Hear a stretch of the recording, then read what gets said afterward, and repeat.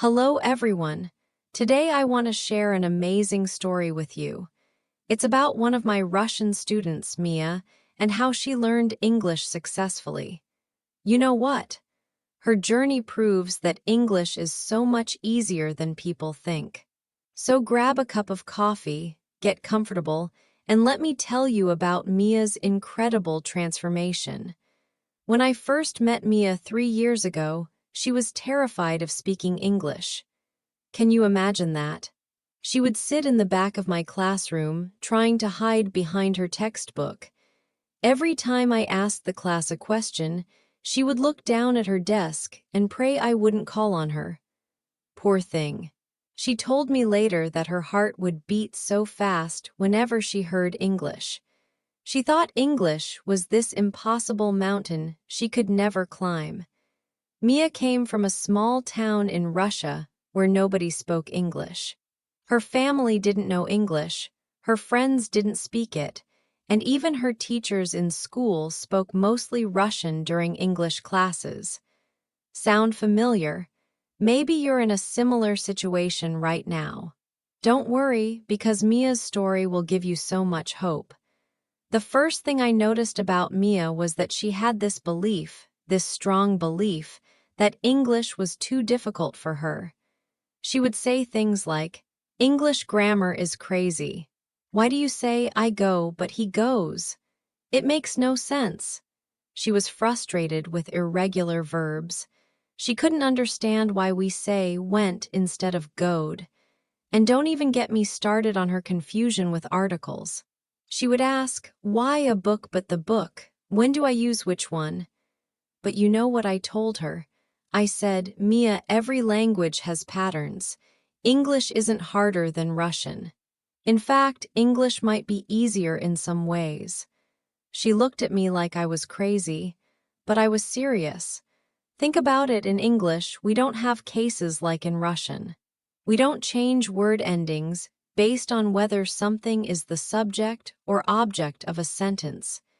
English verbs are actually quite simple compared to many languages. The breakthrough moment came during our third lesson together. I was teaching the class about daily routines, and I asked everyone to describe their morning.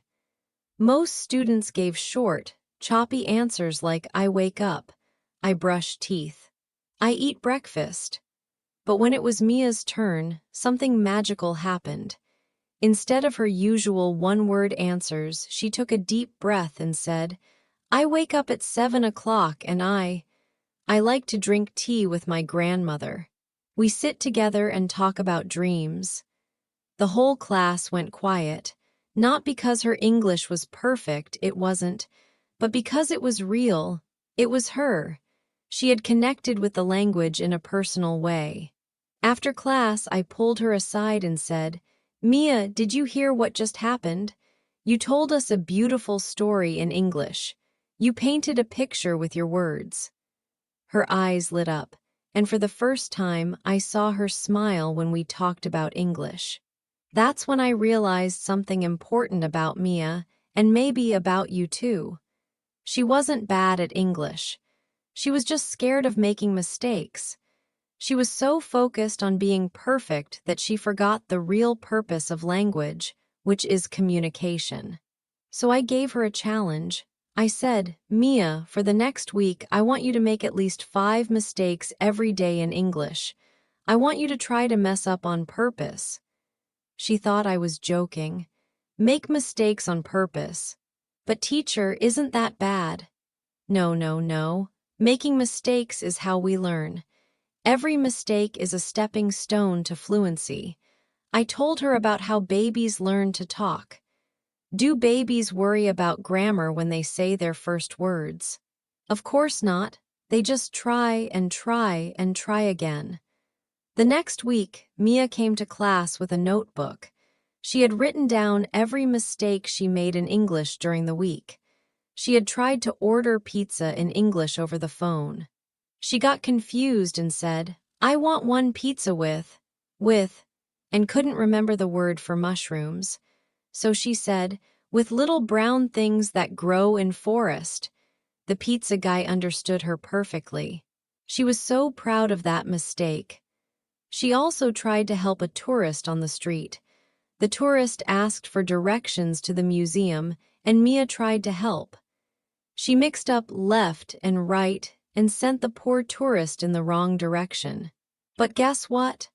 The tourist found the museum anyway and even thanked her later when they met again.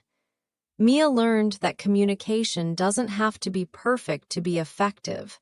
This notebook of mistakes became Mia's treasure. Every week, she would share her beautiful mistakes with the class, and we would all laugh together. Not laughing at her, but laughing with joy because she was being brave. She was trying. Do you know what happened? The more mistakes she made, the less scared she became. And the less scared she became, the more she spoke. And the more she spoke, the better she got. 3 months later, something incredible happened. Mia joined our school's English conversation club. Remember, this is the same girl who used to hide behind her textbook. Now she was voluntarily spending extra time speaking English with other students.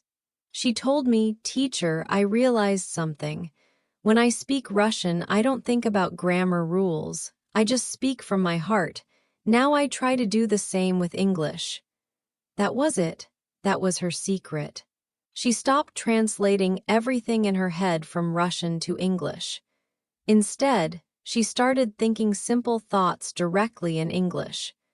When she wanted to say she was hungry, instead of thinking the Russian word first and then translating, she would just think, "I'm hungry," right away. I remember one conversation club meeting where we were discussing hobbies. Mia started talking about her love for photography. She said, "I love taking pictures of old buildings in my city. When I look through my camera, I see stories in the walls, Like, this building has seen so many people fall in love, say goodbye, start new lives." The room went completely silent. Everyone was hanging on her every word.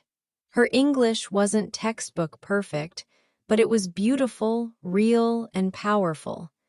After she finished, another student said, "Mia, I want to visit your city just to see these buildings through your eyes." That's the power of communication, my friends. That's what happens when you stop worrying about perfection and start sharing your heart. But Mia's journey wasn't always smooth. There were difficult days, too.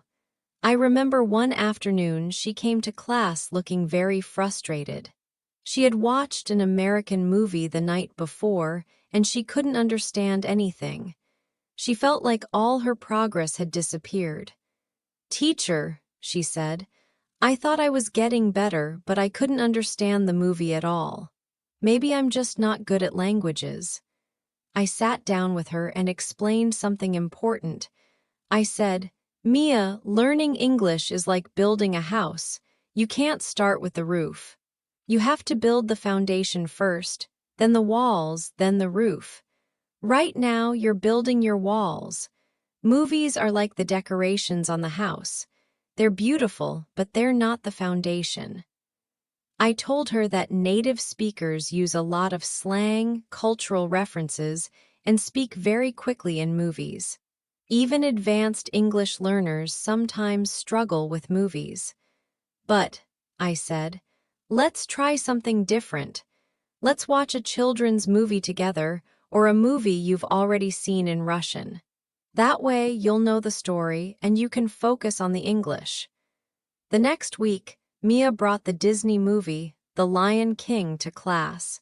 She had seen it many times in Russian, so she knew every scene. We watched it together in English, and something amazing happened. She understood most of it. She was so excited. "Teacher, I know what Simba is saying. I understand the songs." From that day on, she started watching movies differently. She would choose familiar movies or simple ones, not the complicated Hollywood blockbusters. This brings me to one of Mia's most important discoveries about learning English. She realized that English learning doesn't have to be boring or formal. She found ways to make it fun and personal. She started following English-speaking photographers on Instagram because she loved photography. She would read their captions and try to comment in English. She made mistakes, yes, but she was learning words related to her interests. She also started listening to English podcasts about travel because she dreamed of visiting America someday. At first, she could only understand a few words here and there, but she kept listening during her daily walks to work. After 6 months, she could follow entire conversations about travel tips and cultural experiences. One day, about 8 months into her English journey, something wonderful happened. Mia came to class with big news. She had made a friend. An American exchange student had started studying at her university, and they had become friends. "Teacher," she said with the biggest smile, "we talked for 2 hours yesterday, 2 hours, and I forgot we were speaking English. It felt natural, like breathing." This American friend, Sarah, became Mia's conversation partner. They would meet for coffee twice a week and just chat about life, dreams, cultural differences, funny stories.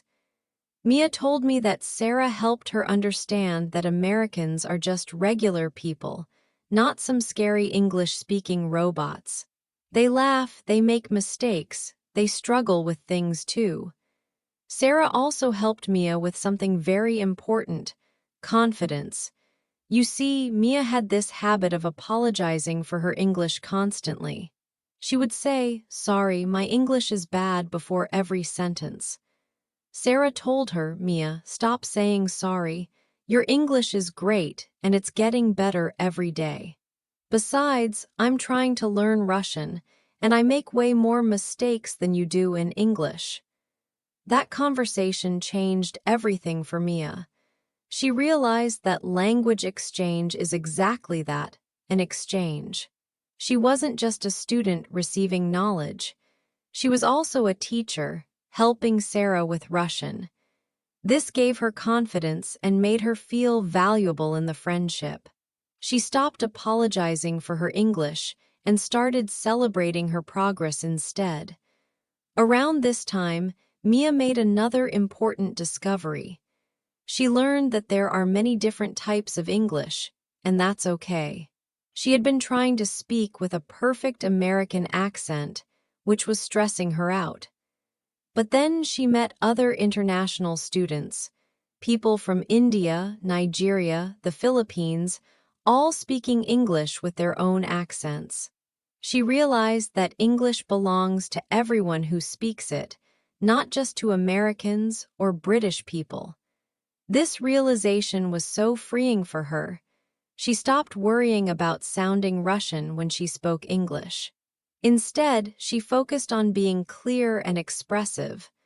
Her English became more natural and confident.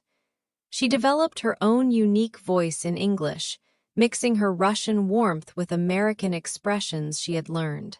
By the end of her first year of serious English study, Mia had achieved something remarkable. She wasn't just speaking English, she was living in English. She was thinking some thoughts in English, dreaming occasionally in English, and even talking to herself in English when she was trying to solve problems.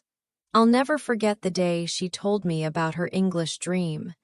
She said, "Teacher, last night I had a dream and everyone in the dream was speaking English.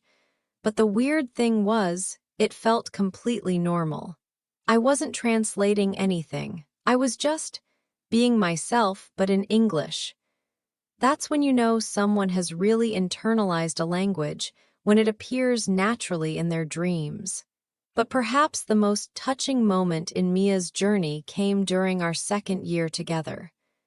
Her grandmother, the one she used to have morning tea with, was celebrating her 80th birthday. The whole family was gathering, including some relatives who had moved to America years ago. These American relatives didn't speak much Russian anymore. Mia was worried. How could she communicate with them? How could she share stories about her grandmother with people who didn't speak Russian? But then she realized this was her chance to be the bridge between her Russian family and her American relatives. She spent weeks preparing, not just studying English, but thinking about how to translate cultural concepts and family stories. At the birthday party, something magical happened. Mia became the family translator, but more than that, she became a storyteller. She told her American relatives about her grandmother's life during Soviet times, about the family traditions, about the meaning behind Russian celebrations. But she didn't just translate words. She translated emotions and cultural experiences. Her American cousin later told her, "Mia, thank you for bringing Grandma's world to life for us. We knew the facts about her life, but through your English, we felt like we were really there with her." Mia realized that her English had become a superpower, a tool for connecting hearts across cultures. As we moved into the second year of her English journey, Mia set new goals for herself. She wanted to use her English for something meaningful, not just for conversations or movies. She decided to start a blog about cultural exchange between Russia and America. She wrote about her experiences learning English, the funny misunderstandings, the cultural surprises, and the friendships she had made. Her blog became quite popular. People from both countries started reading it and commenting. Russians who were learning English found inspiration in her story. Americans who were curious about Russian culture learned from her posts. Mia had found her voice in English, and she was using it to build bridges between cultures. Writing the blog also improved her English in ways she hadn't expected. She learned to express complex ideas clearly, to organize her thoughts logically, and to write in a way that engaged readers. Her grammar improved naturally because she was using it for real communication, not just exercises in a textbook. One of her most popular blog posts was titled, "Why English is Actually Easy and How I Finally Realized It." In this post, she shared her journey from fear to confidence. She wrote, "For so long, I thought English was this big, scary monster. But now I see that English is actually quite logical and forgiving. Yes, there are irregular verbs and confusing spellings, but every language has its quirks. The key is not to fight the language, but to dance with it." She went on to explain her method for making English feel easy. First, she stopped trying to be perfect and started trying to be understood.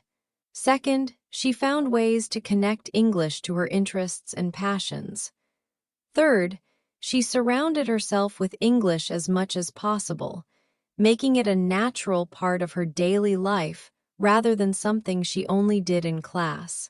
But most importantly, she wrote, "I realized that English is not just a school subject or a skill to put on my resume. English is a doorway to new friendships, new ideas, new parts of myself.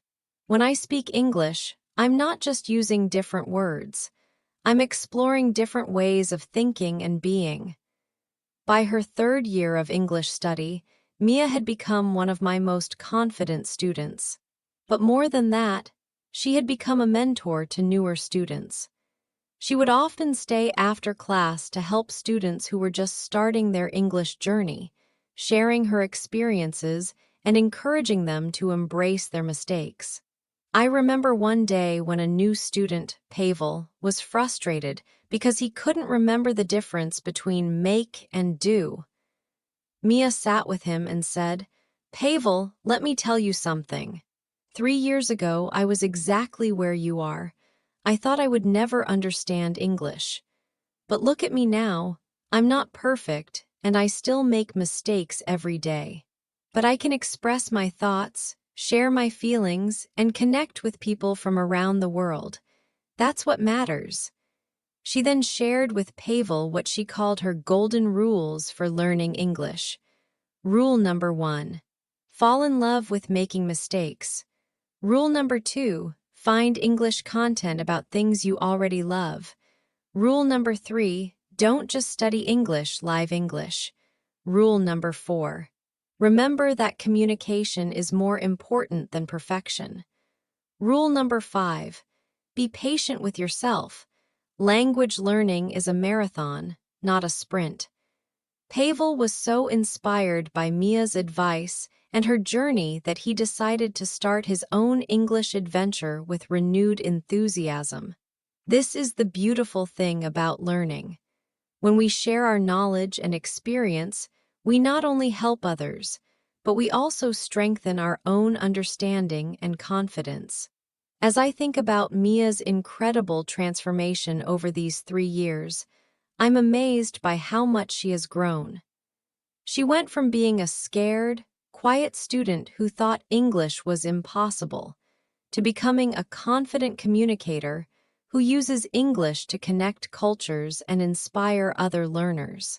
But perhaps the most beautiful part of Mia's story is this: she never stopped being herself. She didn't try to become a different person when she spoke English. Instead, she found ways to express her true self, her Russian warmth, her curious mind, her generous heart, through this new language. She proved that you don't have to lose your identity to learn a new language. In fact, learning English helped her discover new parts of her identity that she didn't even know existed. Today, Mia is preparing to visit America for the first time. She's going to meet Sarah, her American friend, and she's planning to attend a photography workshop in New York. She's nervous, of course, but it's the good kind of nervous, the excited, nervous feeling you get when you're about to embark on a great adventure. Before our last class together, Mia said something that I'll never forget. She said, "Teacher, when I started learning English, I thought I was just learning a language. But I was wrong. I was learning how to be brave, how to connect with people, how to see the world from different perspectives.